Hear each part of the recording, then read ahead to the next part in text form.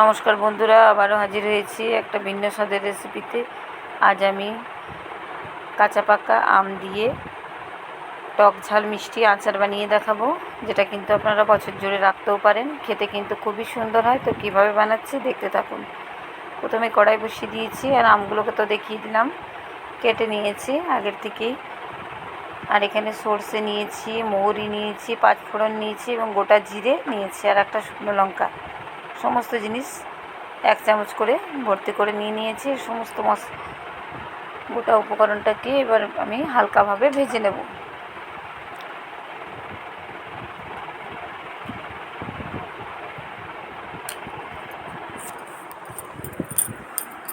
এবার মশলাটাকে তুলে সাইডে রেখে দিলাম ঠান্ডা হওয়ার জন্য। মশলাটাকে গুঁড়ো করে নেব। এবার কড়াই বসিয়ে পরিমাণ মতো সরষের তেল দিয়েছি। এখানে একটু তেলের পরিমাণটা একটু বেশি লাগবে। আর এখানে 1 চামচ ভর্তি করে পাঁচফোড়ন দিলাম। একটা শুকনো লঙ্কাকে ছোট ছোট টুকরো করে ভেঙে দিয়ে দিলাম।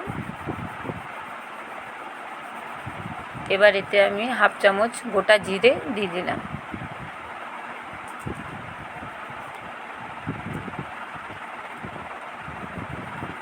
তো ফোড়নটা আমার খুব ভালো করে ভাজা হয়ে গেছে। এই পর্যায়ে এবার আমি এখানে 2 চামচের মতো কুচি করা আদা দিয়ে দিলাম।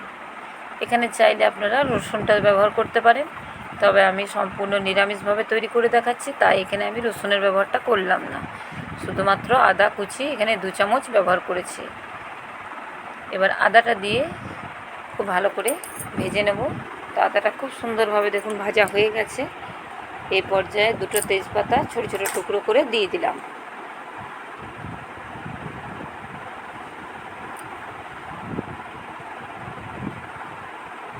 এবারে তেলের মধ্যেই আমি 2 চামচ হলুদের গুঁড়ো দিয়ে দিলাম, 1 চামচ জিরের গুঁড়ো দিয়ে দিলাম।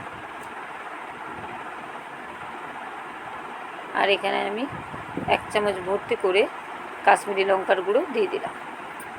দিয়ে মশলাগুলোকে তেলের মধ্যে ভালো করে একটু ভেজে নেব।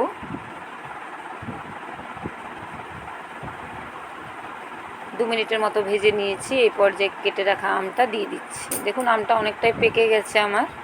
তো কিছুগুলো কাঁচা আছে, কিছুগুলো কিন্তু কালারটা একদম চেঞ্জ হয়ে গেছে। এবারে তেলের মধ্যে আমটা দিয়ে খুব ভালো করে ভেজে নেব 4-5 মিনিট ধরে, যাতে করে আমের গায়ে যে এক্সট্রা জলটা থাকে সেটা যাতে শুকনো হয়ে যায়। তাহলে কিন্তু আচারটা বহুদিন পর্যন্ত ভালো থাকবে।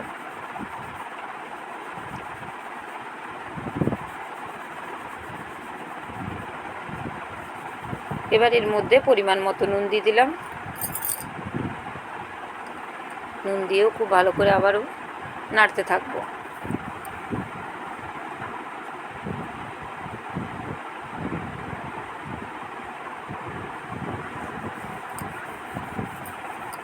তো খুব ভালো করে আমি এগুলোকে মিশিয়ে নিয়েছি।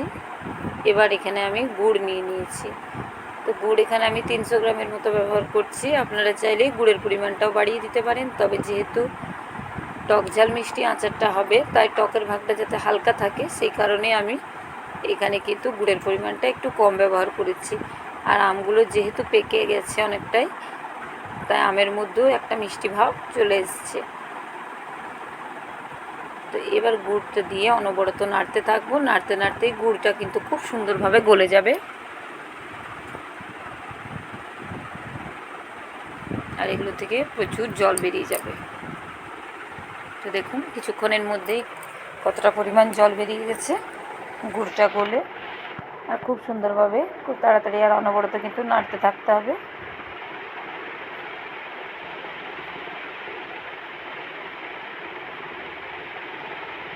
কালারটা কিন্তু খুব সুন্দর এসছে। এটা কিন্তু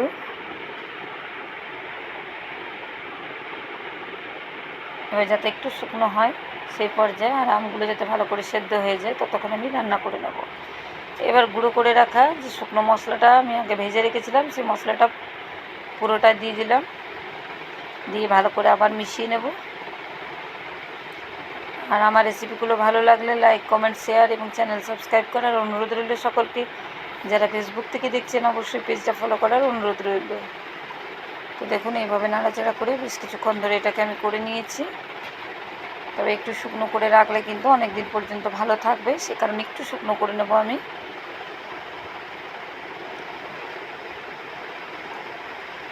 আরও 1 থেকে 2 মিনিট একটু ফুটিয়ে নেব। কালারটা কিন্তু খুব সুন্দর চলে এসছে। এটা কিন্তু চাইলে আপনারা একটু ভিনিগার ব্যবহার করতে পারেন, অথবা ভিনিগার বাদ দিয়েও কিন্তু অনেক দিন পর্যন্ত ভালো থাকবে আচারটা। কারণ খুব ভালোভাবে আমি করে নিয়েছি, তো এইভাবে যদি তৈরি করেন, আর এটা ভাত, রুটি, পরোটা সবের সঙ্গেই কিন্তু খেতে খুবই সুন্দর লাগবে। দেখুন কতটা সুন্দর আর কতটা লোভনীয় হয়েছে। এটা একটা কাচের বয়ামের মধ্যে ঠান্ডা করে ভরে রেখে দিলে একদম রেডি টক ঝাল মিষ্টি কাঁচা পাকা আমের আচার। তো কেমন হয়েছে বন্ধুরা অবশ্য কমেন্ট করে জানাতে ভুলবেন না। আজকের মতো এই পর্যন্ত, পরের আবার একটা ভিডিওতে দেখা হচ্ছে।